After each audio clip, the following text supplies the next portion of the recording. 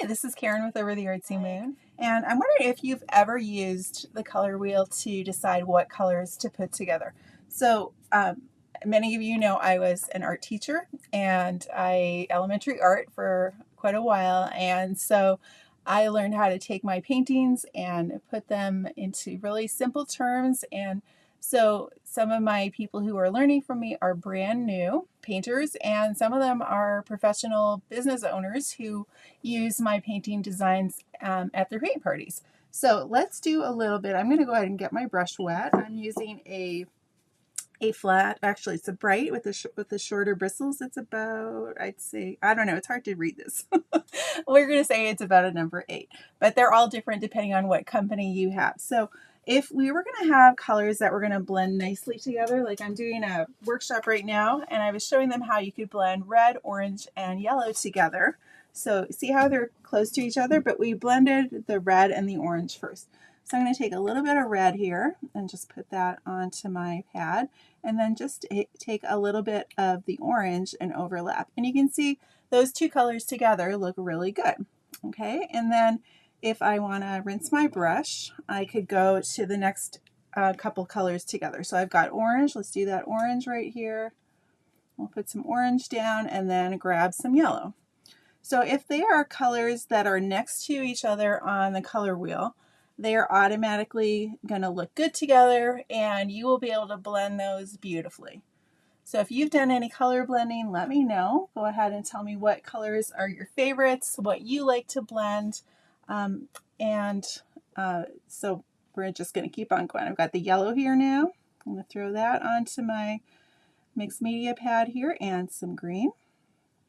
Okay, so the green is much more powerful than that yellow. So in order to make that blend nicely, I'm going to rinse off my brush, dry it off on my rag, and then grab a little more yellow here and just go over top. And you can see how that lime green starts to come up. Okay, so there's a big controversy about paint blending, and so that's why I brought these. Do you guys know what these are? Let me know if you know what these are in the comments. Tell me what you think these are and why I would bring them into this discussion at all. Okay, so let me grab some green here. I'll start down here so you can see. We got the green, and we're going to go to this primary blue. And this blue is kind of powerful too. Anybody know why I'm showing you these two things? Let me know if you have an idea. So we're mixing green and blue now. And once again, the blue is overpowering the green, so I'm going to add a little bit more green in here. And you can always soften these colors up by adding some white to them. You'll get a darker color or lighter color, or you can add the black to them and you will get a darker color.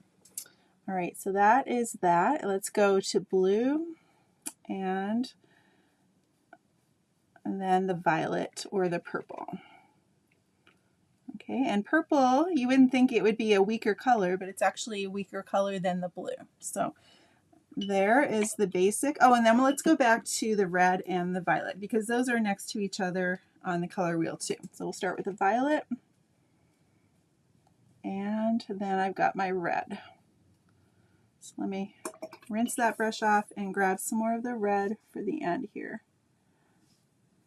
Okay, so you can see how those blend pretty nicely. I would say the one I don't love is this one, because you're not getting a nice turquoise. I kind of love a nice turquoise cyan color. And so these are some of the tips that when you are in the club, you learn automatically because you are picking things up. I have like over 100 tutorials, painting tutorials, and they are just really fun to do. You can do them when you're wanting to relax or to de-stress. And so these two colors are what you would find in your printer, right? Who has these at home? Let me know. So I've got, this is a cyan and then magenta. So I've got those two colors here. So if I pull the cyan, let's put that right here, and then I grab some magenta. Okay, I'm going to get a really nice purple mix. So let me get a little more magenta in there, or cyan, sorry. Okay, so you're getting a nice purple there. And I'm sorry if you can, maybe it's too blue. Let me grab a little more magenta. Sometimes it shows up on the screen a little differently. Okay, so you get a nice warm color mix there. Okay, and then instead of going with red and blue, so red and blue would be the normal way. So red and then blue. If you mix those two, you're supposed to get a beautiful purple. And it's not bad, but if I had to pick between the two, I would definitely take this one. Do you agree? Let me know what you think. That's what I think anyway. Okay, and then let's do cyan. The other one in your printer is usually the yellow. So if I did the magenta with the yellow, it's going to give me, I had a little bit of purple in there. Let me rinse off my brush and try that again. Let me rinse that off and I'll just start over with that one. So magenta and yellow, those two together are going to give you a nice orange color. So normally we would blend yellow and red. So let's see what happens when we blend yellow and red. And it's still a little pink, so I'm going to add a little more yellow to get more of that orange color in there. Okay, so it's like a pale orange, at least that's what you're seeing on the screen, I think. And then if I did the yellow with just red, I would get pretty bright red, right? So maybe I will like this one. We'll see how it goes. Let me get more of the yellow. I'm always cleaning off my brush here. Okay, mix those up. That's pretty comparable. So the red is pretty good with that yellow to get a nice orange, right? Okay, and then let's do, so we've got the red and yellow that make orange. We've got the red and blue that make violet, and then yellow and blue are supposed to make a green. So let's do yellow. A little more yellow because that blue is going to be super powerful in a minute. And then just a little corner of the blue.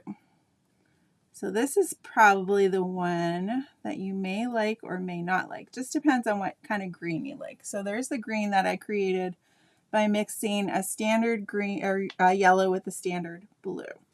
And then if I go with the yellow and then cyan, or that turquoisey color, that peacock color. I'm still getting paint in there. Dirty paint water. Let me pull that off a little bit. Okay, let me grab that cyan color. And you can see this is going to give us a beautiful green. So let me get a little bit more yellow in there. I got to rinse off my brush. Yellow is always going to be that weaker color.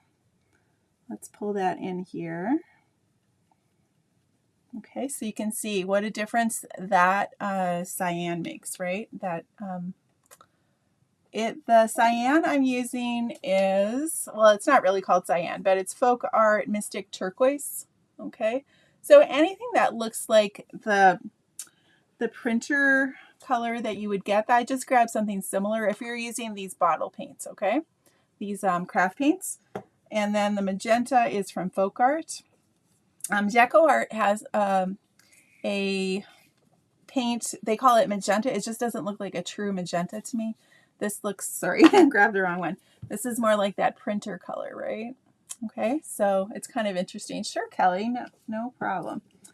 And so you can see you get different results from color blending, but I love color blending. It always made me happy when I was teaching to do anything with color. I would love it when the kids got lit up and got excited. And then as far as the other colors I was using, these were the basic colors. So red, orange, yellow, green, blue, and violet or purple. Okay, so there is a different purple. This is actually very similar, this red violet. This is Deco Art Poetic Plum. And let me just put a little smidge on there. That's pretty similar to the one we mixed with the purple and the red. So let's just compare. Pretty close, right? So you are able to do your own color mixing. A lot of people like to just go ahead and buy the basic colors, and so you can mix any color that you want. It's just your preference. Okay, so totally fine either way. A lot of people in my club like to have it already pre-mixed, so like that's why I have drawers full of paint, so I can pick from those and you know, just make it super easy. Go to the store, buy this color and or something that's similar to it, and that way it is super easy. Cool.